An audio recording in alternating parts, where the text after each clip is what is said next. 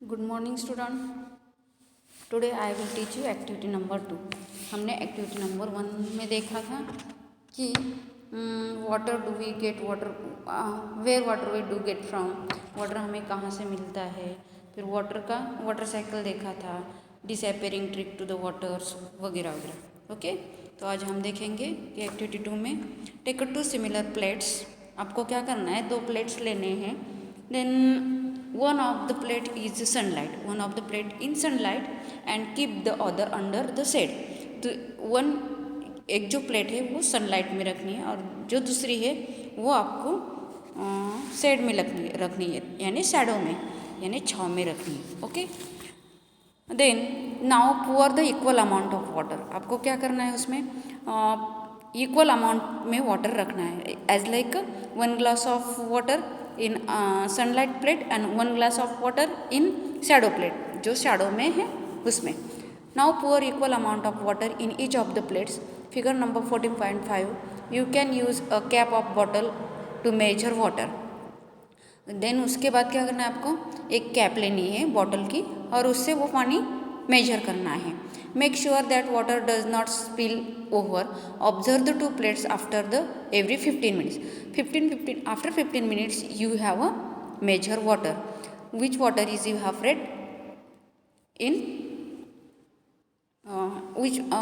which water is evaporate mostly. Okay, जो कौन सा पानी इवापरेट हो गया है वो आपको मेजर करना है, शैडो वाला या सनलाइट वाला। Okay, does the water seem to disappear, from which plate does the disappear first, what is this source of heat और दिस द इवापरेशन। अभी आपको क्या करना है, वो जो पानी है वो मेजर करना है कि कौन सा पानी मतलब जो सनलाइट में रखा है या शैडो में रखा है, कौन सा ज़्यादा मात्रा में इवापरेट हो गया है, कौन सा डिसअपियर हो गया है। During the day time sunlight false on the water in oceans. तो क्या होता है कि ड्यूरिंग द डे टाइम मतलब डे टाइम में सनब्राइट होता है, उसकी वजह से वो जो ओशियन का वाटर है उसका इवापरेशन ज़्यादा होता है। Oceans, rivers, lakes and ponds, the field and the other areas also receive sunlights. तो जो फील्ड होती है, अदर एरियाज मतलब रिवर, लेक, पॉन्ड, ओशियंस वगैरह वगैरह, तो उसके ऊपर भी सनलाइट हो जाता है। तो क्या होता है, as a result water from all this place continuously changes into vapour. जो भी वाटर होता है ऑल प्लेसेस वाला, as like a river, oceans, lakes, ponds, fields, जो भी वाटर है उसका इवापरेशन होता रहता है। As a result water from all this places continuously changes into vapour, continuously change हो रहता है और उनका वेपर्स बन जाते हैं। However the salt dissolve in the water are left behind. In activity 2, did you find water also disappeared from the plate keep in? Okay. The set through the could have taken more time. Does the heat from the sunlight reach here? Yes, during the daytime, all the air surrounds us gets heated. Surrounds us get heated.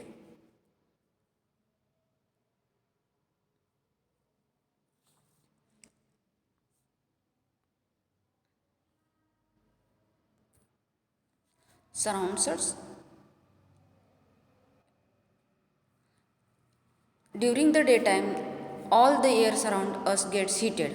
All warm air provides heat for the evaporation of the water in the shade. Thus, evaporation takes place from all open surface of the water.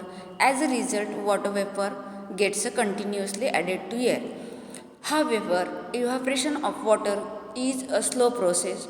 That is why are rarely notice its loss from the bucket full of water in the sunlight, and evaporation takes place faster on the heating water on a burner. Its evaporation takes place even faster. Evaporation takes place even faster. Is there any other process through which water vapor gets the transferred into air? देखो आपको क्या करना है, एक bucket sunlight में रखनी है और एक तपेले में पानी लेके एक बर्नर पे मतलब गैस के ऊपर रखना है। फिर क्या होता है, which water is faster than heated, sunlight या बर्नर? तो आपको वो ऑब्जर्व करना है क्या कि जो सनलाइट वाला वाटर है वो फास्टली होगा या बर्नर वाला वाटर है वो फास्टली होगा। दोनों में से कौन सा हीटेड जल्दी होगा? ऑब्वियसली बर्नर वाला। बर्नर में ज़्यादा हीट होती है, हमें उसको स्लो, मीडियम, फास्ट हो जाता है। वैसे सनलाइट को हम स्लो फास्ट नहीं कर सकते, it is a natural source, that's why. तो जो बर्नर वाला पानी है वो जल्दी फास्ट हीटेड हो जाएगा and then vapours are fastly come out. Is there are any process through which water vapour gets transfer into air? फिर कौन सा ट्रांसफर हो जाएगा? Lose at the water by the plants. How you learn to the chapter 7 and that plants need water to grow. Plants used to part of this water is prepare their food and return some of in the different parts. Remaining part of water released by the plants into the air as water vapor through the process of transpiration. अभी जो plant है, plant जो food बनाती है तो वो एक procedure होती है in a different parts of remaining parts. उसके डिफरेंट पार्ट्स होते हैं, वो वाटर एब्जॉर्ब करता है, फूड एब्जॉर्ब करता है, release by the plants into the air में से as water vapour through the process of transpiration. ये ट्रांसपिरेशन की प्रोसेस भी है। Do you remember observe the transpiration of water by plants in activity number 4 in chapter number 7। Chapter number 7 में हमने ये activity देखी थी कि प्लांट कैसा फूड बनाता है, सनलाइट की हीट से फूड बनाता है, वाटर चाहिए उसको, मिनरल्स चाहिए। तो हमने वो चैप्टर नंबर 4 में देखा था। Okay, then activity number 3, how are clouds form? Cloud कैसे फॉर्म होते हैं? Take a glass of half filled with water, wipe the glass from the outside with in a clean piece of cloth. अभी आपको क्या करना है, एक कांच का ग्लास लेना है एंड उसको अच्छी तरह से वाइप करना है, मतलब पूरा क्लीन करना है। Then outside of the clean piece of cloth, cotton के कपड़े से उसको क्लीन करना है। Add some ice into the water. अभी आधा ग्लास हमने क्या लिया है, half glass of water, then add a ice, some ice into the water, wait for 1 or 2 minutes। अभी क्या करना है आपको, आइस डालने के बाद आपको वेट करना है। ओके, ये आप एक्टिविटी घर पे कर सकते हो। Okay, what are the 1 or 2 minutes observe the changes take place on the outer surface of the glass. आपको क्या चेंजेस मिलेंगे? जो आइस वाला एरिया है, जो आइस वाला पार्ट है, वहाँ पे ग्लास को बाहर से क्या आ जाएगा, पसीना आ जाएगा, मतलब वो गीला गीला हो जाएगा, वाटर ड्रॉपलेट्स आपको दिखेंगे। From where do water drops appear on the outer side of the glass? Yes, क्योंकि जो आइस है वो पानी में डाला है, उसकी हीट हो जाएगी, भाप बन जाएगी, और जो पसीना है वो आपको आउटर ग्लास के आउटर एरिया में जो छोटे छोटे ड्रॉपलेट्स है वो दिखेंगे। Okay, the cold surface of the glass contain ice water cools air around it. जो हवा है उसकी वजह से, वो हवा की वजह से मतलब हवा की वजह से वो पिघल गए हैं और उनके ड्रॉपलेट्स हमें बाहर दिख रहे हैं। And the water vapour of the air condense on the surface of the glass. We notice this process of condensation in activity number 7 chapter number 5। हमने चैप्टर नंबर 5 में एक्टिविटी 7 देखी थी। वो कैसे हीट करते हैं नमक को, और वो उसमें से क्या फिर नमक रह जाता है, फिर एयर में वो वेपर्स बन के चला जाता है, भाप बन के इवापोरेशन, वो भी देखा था। ओके, देन पहली has a notice dew on the leaves of the grass and winter mornings. Did you notice the something smaller to leaves a metal surface like a iron glass and gets on the cold morning? Is this also due to the condensation? Do you see this happening on not summer morning? देखो, अभी जो winter morning होती है, सुबह सुबह आपको क्या होता है, जो फॉग आता है, फॉग आने के बाद क्या हो जाता है, वो जो छोटे छोटे ड्रॉपलेट्स होते हैं वो ग्रास के ऊपर, आपको दो बिंदु बोलते हैं उसको, तो वो दिखते हैं एकदम उनके नोकीले ग्रास के ऊपर, पत्ते के ऊपर। जो ड्रॉपलेट्स है एकदम सुंदर दिखते हैं, उसके ऊपर बहुत सारी पोएम्स भी है। तो वो जो ड्रॉपलेट्स है, वो जो कंडेंसेशन हुआ है, वो अर्ली मॉर्निंग में क्या होता है, भाप बन जाती है उसकी और वो ड्रॉपलेट्स मिल जाते हैं। और समर में क्यों नहीं होता है ऐसे? समर में क्या होता है, जो क्लाइमेट है वो हॉट ही रहता है इसलिए। और जो विंटर में क्या होता है, वो जो ड्रॉपलेट्स आते हैं वो हमें ग्रास के उसके पत्ते के ऊपर दिख जाते हैं। This process of condensation plays an important role in bring water to back of the surface of the earth. फिर वो सरफेस मतलब जो अर्थ का सरफेस है उसके ऊपर हमें दिख जाएंगे। हाउ डज इट हैपन, वो कैसे हो जाते हैं? As we go higher from the surface of the earth, आप बहुत सारे ऊंचाई तक गए हैं, हाइट तक गए हैं। As we go higher from the surface of the earth, जो हमारा अर्थ का सरफेस है उसके ऊंचाई पर आप गए हो तो आपको पता चलेगा कि क्या होता है। As we go higher from the surface of the earth it gets cooler, जब जैसे जैसे आप हाइयर जाओगे वैसे वैसे कूलिंग हो जाएगा। When the air moves up it gets cooler and cooler, air क्या हो जाएगी, मूव हो जाएगी एंड ठंडी ठंडी हवा आएगी और ठंडा ठंडा क्लाइमेट रहेगा। जैसे कि हम बोलते हैं माउंट एवरेस्ट में जाते हैं तो माउंट एवरेस्ट पे क्या होता है, पूरा बर्फ़ होता है क्योंकि वहाँ ज़्यादा कूलिंग होता है। कूलिंग होने के बाद बर्फ़ जम जाती है और वहाँ ज़्यादा हाइट पे गए, मतलब हाइट लिमिट तक होता है, उससे हाइट की लिमिट तक गए तो आपको ऑक्सीजन की भी कमी मात्रा हो जाएगी, आपको ऑक्सीजन का सिलेंडर लेके जाना पड़ेगा ज़्यादा हाइट पे जाने के बाद। लेकिन एक लिमिट के हाइट पे गए ना तो आपको हाँ ठंडी ठंडी हवा लगेगी, कूलिंग लगेगा। When air moves up it gets the cooler and cooler it's sufficient heights the air become to cool that water vapor present in the condensed from the tiny droplets of water called the droplets. It is the tiny droplets that remain the floating in the air and appear to the us as a cloud.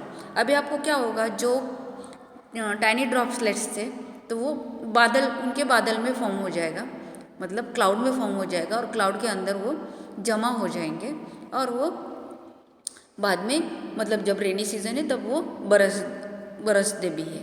It happens that may be droplets the water come together from the large side, फिर वो और ऊपर जाने के बाद वो जम जाते हैं और बर्फ मतलब बादल हमें क्लाउड्स दिखने लगते हैं। ओके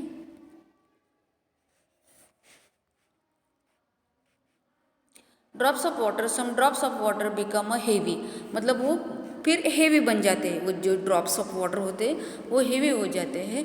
एंड देन वाटरफॉल, उसके बाद रेन आने लगता है। Become a heavy that they begins of fall this falling water drops that we call rain, जो हेवी हो जाते हैं उसके बाद रेन आ जाता है तो हमें क्या लगता है कि अभी रेन आ गया है, मतलब वो जो बड़े बड़े बूंदे बादल के पानी के वो हेवी बनने के बाद वो नीचे गिरने लगते हैं अर्थ पे। It is a special condensation, it may be also falls and hail or snow, ये कंडेंसेशन के द्वारा उसका स्नो भी बन जाता है। ज़्यादा कूलिंग हो गया तो वो स्नो के द्वारा फॉलिंग करेंगे, मतलब छोटे छोटे स्नो के टुकड़े गिर जाएंगे। दस water is the form of vapour goes into the air by the evaporation and transpiration from the clouds and then comes back to the ground and rain, hail or snow. Okay, back to the ocean. What happened to the whatever that rain and snow bring to the different region of the earth? Almost all land surface are above the level of ocean. जो land surface होता है वो ocean से होता है। Most of the water that falls on the land as a rain, snow, sooner or later goes back to the ocean. This happens in many ways. जो rain आता है वो ज़मीन पे पड़ता है, फिर वो रिवर में, पॉन्ड्स में इकट्ठा होके फिर वो ओशियन में जाके मिलता है। ये वाटर साइकिल चलता ही रहता है। Snow in the mountain melts into the water, अभी जो स्नो वाले माउंटेन्स होते हैं जैसे कि माउंट एवरेस्ट है, हिमालय में बहुत सारे माउंटेन्स होते हैं तो उसके ऊपर बर्फ़ जमी होती है तो कुछ मतलब धूप के कारण वो मेल्ट हो जाते हैं, फिर वो रिवर में पानी के रूपांतर से आ जाते हैं, फिर वो ओशियन में मिल जाते हैं। Some of the mountain melts into the water, this water flows down to the mountain in the form of streams and rivers. Streams and rivers मतलब वो पॉन्ड में, स्ट्रीम्स में, स्प्रिंग्स में और रिवर्स में चला जाएगा। उसके बाद वो जो भी पानी बचता है वो ओशियन में जाके मिल जाता है। Some of the water that falls on the land as a rain also flows into the form of river and streams. Most of the rivers cover long distance on land and ultimately falls into the sea or an ocean. However, water of the some rivers flows into the lakes. कैसे flows होते हैं? See here picture दिखाया है, जो mountain area में बर्फ़ जमा था वो मेल्ट होके पानी में रूपांतर होके वो नदी में या पॉन्ड में या स्प्रिंग में और आखिरी में वो ओशियन को जाके मिल जाता है. The rain water also fill up the lakes, ponds. A part of the water, rain water gets to the absorbed by ground. अभी जो रेन वाटर आता है वो पॉन्ड्स में, रिवर्स में फिल हो जाता है. उसके बाद जो बचा है वो पानी वो हमारे ग्राउंड के अंदर एब्जॉर्ब किया जाता है and seems to the disappear in the soil. Some of this water brought back to the air by the process evaporation. अभी ये जो एब्जॉर्ब हुआ वाटर है, जो रेन वाटर है, वो ज़मीन में एब्जॉर्ब करती है, ग्राउंड एब्जॉर्ब करती है, या रिवर का या पॉन्ड का वो जो पानी है उसकी फिर से भाप बनती है, इवापोरेशन होता है, फिर से वो साइकिल चालू हो जाता है. Some of this water brought back into the rain by the process of evaporation. ये जो प्रोसेस है वो चालू रहती है एंड ट्रांसपिरेशन, दोनों प्रोसेस चालू ही रहते हैं. The rest of seeps into the ground. Most of this water become available as a ground water.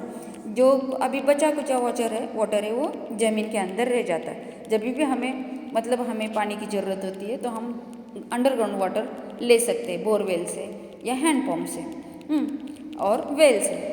One wells are feed by the ground water and ground water is the sources of many lakes as well as it's also things ground water which are drawn by the handpumps and tube wells. The more handpumps and tube wells that are used in an area, the deeper we need to the deep find of the groundwater and the lose into the level groundwater due to the overuse in the worrisome.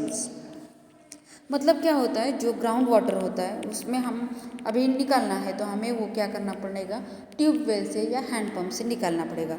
और जहाँ ज़्यादा पानी की मात्रा होती है पानी वहाँ रहता है, तो हमें मतलब जब भी समर में या कहीं टाइम पानी की टुकड़ा हो जाता है तो हम वो यूज़ कर सकते हैं.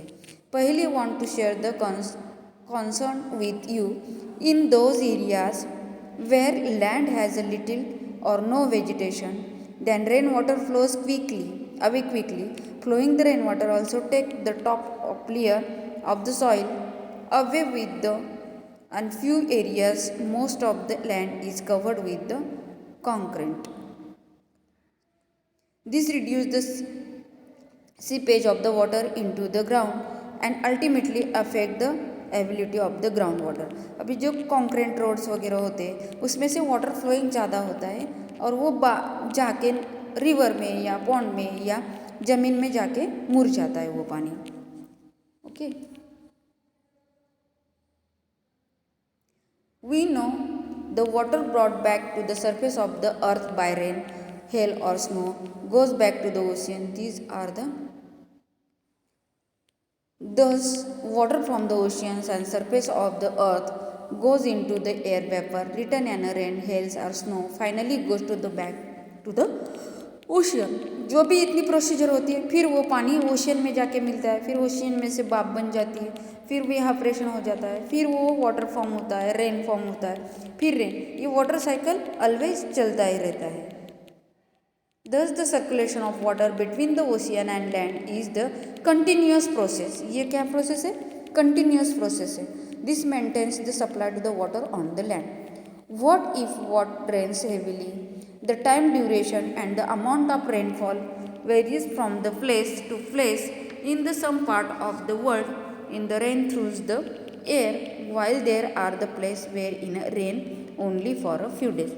अभी जो वाटर साइकिल आपको दिखाया है, ये जो वाटर साइकिल है तो वो रेन आने के बाद फिर से वो हीटिंग हो जाएगा ओशियन में से, और हीटिंग होने के बाद फिर इवापोरेशन होके फिर वो रेन द्वारा नीचे आ जाएगा. ये जो दो पिक्चर दिखाए आपको, ये वाला और ये वाला. Okay, in our country most of the rainfall occurs during the monsoon. अभी हमारे कंट्री में 4 मौसम्स होते हैं. एक होता है summer, rainy and winter and spring. तो उसमें क्या हो जाता है कि जब हमारे मानसून शुरू हो जाता है तब हमारे यहाँ रेन आ जाती है, मतलब जून जुलाई में ज़्यादा रेन हो जाती है, जून जुलाई अगस्त में तब रेन आने लगती है और वो पानी फिर से वाटर साइकिल उनका चालू ही रहेगा, वो ओशियन में जाके जाएगा, फिर ओशियन में भाप बन जाएगी, फिर वो रेन आएगा कुछ महीने के बाद। Okay, then most of the rainfall occur during the monsoon season. Rains brings relief, especially after hot summer days. The showing of the many drops depends on the arrival of monsoon. However, excess of rainfall may be led to may be problems. अभी कभी कभी भी ज़्यादा rain हो जाती है तो problem हो जाती है, हेवी रेन मतलब फ्लड आ जाता है, तो हमें उससे प्रॉब्लम हो जाती है, severe flood. A sense of flooded area. Rains may be leads to the rise in the level of the water. In rivers, lakes and ponds, the water may be spread over the large areas causing the floods. The crops, fields, forests, villages and cities may be submerged by the water. In our country, floods causes the extensive damage to the crops, domestic animals, property and human life. ये जो flood आता है तो हमें उससे नुकसान पहुंचा जाता है, जैसे कि क्रॉप्स होते हैं, एनिमल्स होते हैं, वो पानी में बह जाते हैं, छोटे छोटे जो कच्चा हाउसेस होते हैं वो भी पानी में फ्लो हो जाते हैं। Okay, then during the floods remains the living in the water also get carried away with the water. They often the trough of the land areas and die when the flooded reduce rain. Living in the soil. What happens if the does not rain for a long period? जैसे कि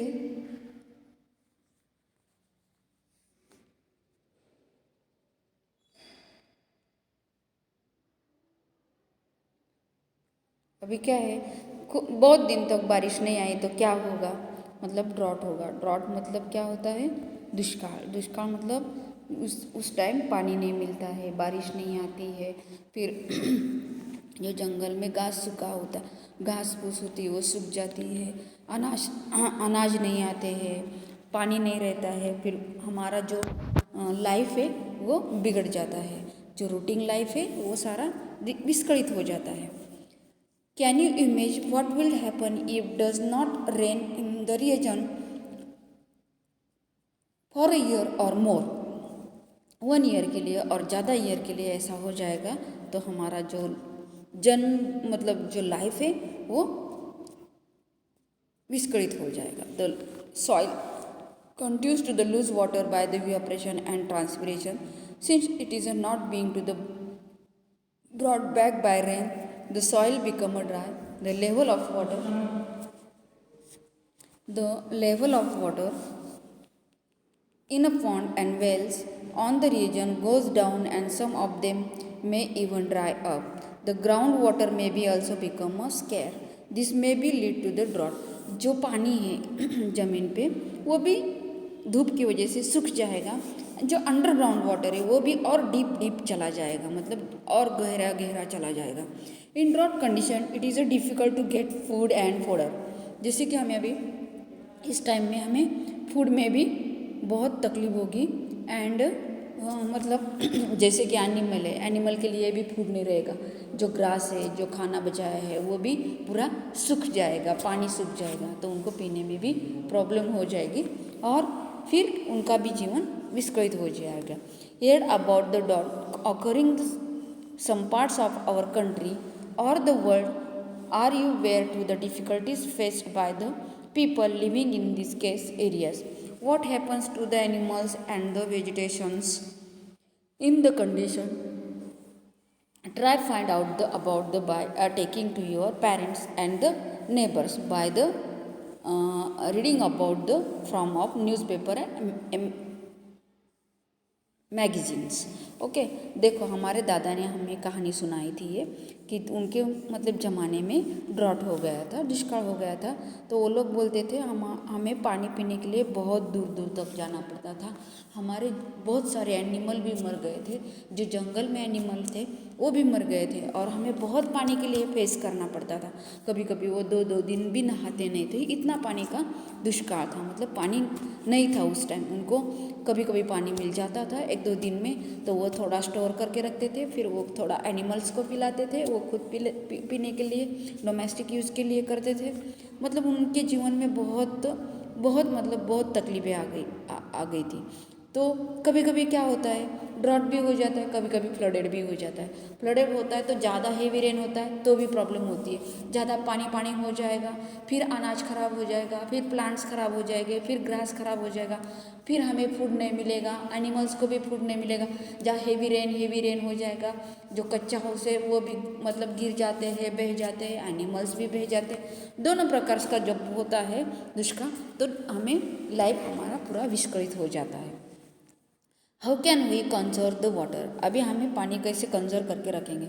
only a small fraction of water available on the earth is fit for use to the plants, animals, and humans. Most of the water in the oceans and it cannot be used directly. When the level of the groundwater decreases drastically, this cannot be used by the more. The total amount of water on the earth remains the same. About the water available for use is a very limited and decreasing with over the uses. The damage for the water increasing day by day. The number of people using the water increases with the rising population. अभी देखो, जो अभी population बढ़ रहा है, land भी कम हो रही है, पानी भी कम हो रहा है, मतलब बहुत सारी समस्या आने वाली है हमारे जीवन में। तो उनके लिए हमें अभी से हम जो भी मतलब केयरफुली वाटर यूज़ करेंगे, केयरफुली फूड यूज़ करेंगे, तो हमारे आगे वाली पीढ़ी आने वाली है, उनके लिए वो बचेगा। अदरवाइज़ हमें बहुत मतलब पानी के लिए फेस करना पड़ेगा, फूड के लिए फेस करना पड़ेगा। और अभी जाते जाते लैंड भी कम होने लगी है। लैंड कम होगी तो फिर बारिश भी नहीं आएगी, बारिश कहाँ से आएगी, फिर पानी की मात्रा भी कम हो जाएगी, फूड भी कम हो जाएगा। इसलिए अभी से हम टेक्निकली करेंगे तो वो हमारे लिए सही रहेगा। The demand of water increasing the day by day. अभी जैसे कि देखो कितनी सारी फैक्ट्रीज़ है, तो फैक्ट्रीज़ में पानी चाहिए, ज़्यादा फैक्ट्रीज़ हो रही है तो फैक्ट्री में भी पानी चाहिए। इंडस्ट्रियल एरिया में भी बहुत सारा पानी लगता है और खेती में भी पानी लगता है। तो खेती अभी कम हो रही है और फैक्ट्री ज़्यादा हो रही है, तो वह हमारे लिए वो अच्छा नहीं है। लेकिन अभी आजकल वही हो रहा है। Also more than the more water being used for the producing of food by the industry, these factories are leading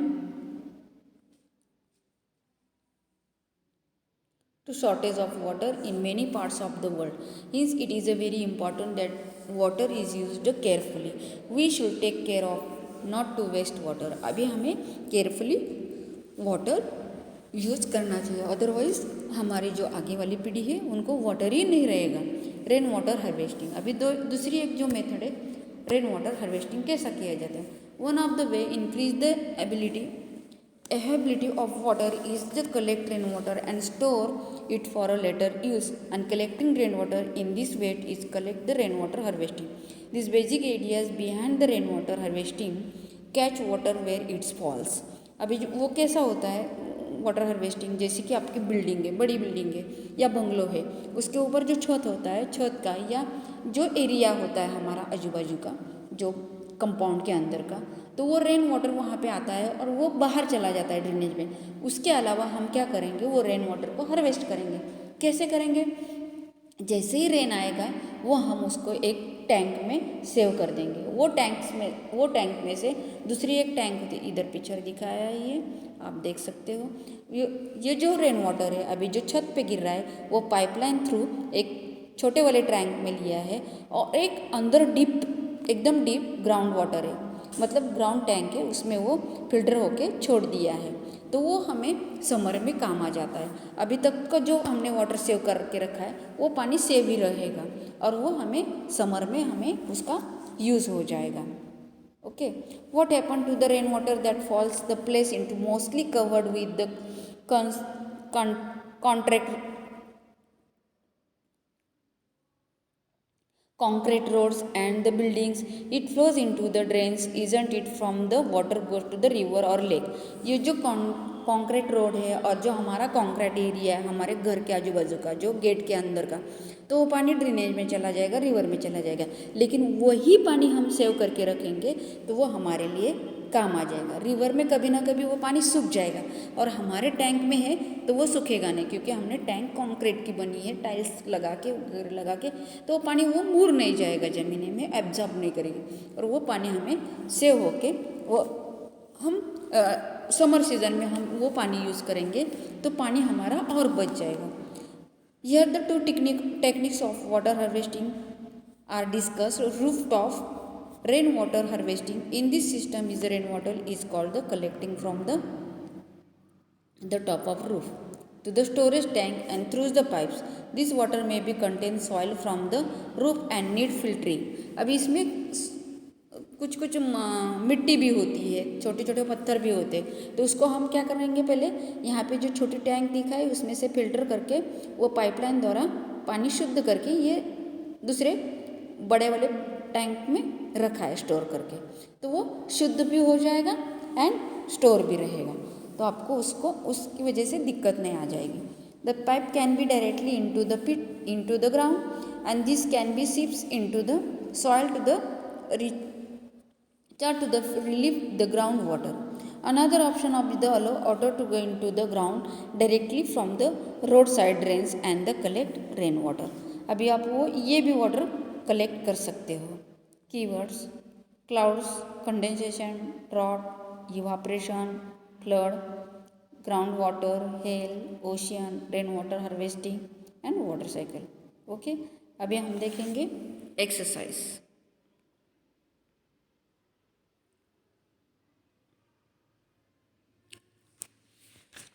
exercise में क्या है, the process of changing of water into the vapour is called evaporation.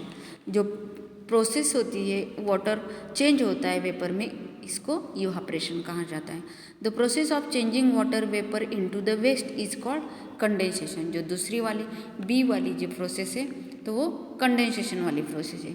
अभी number C, no rainfall for a year more may lead to a dash in the region. मैंने बोला था आपको कि ज़्यादा दिन बारिश नहीं आएगी या ज़्यादा साल नहीं आएगी तो क्या हो जाएगा, drought, DROUGST।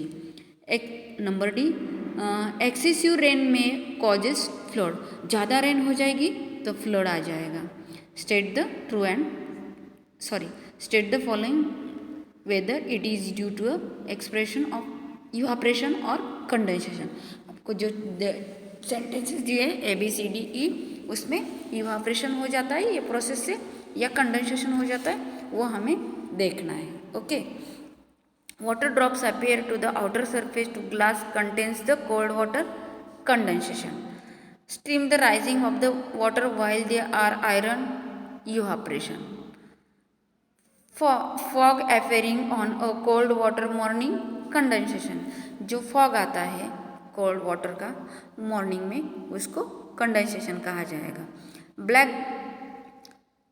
Backboard dries up to the wiping it, evaporation.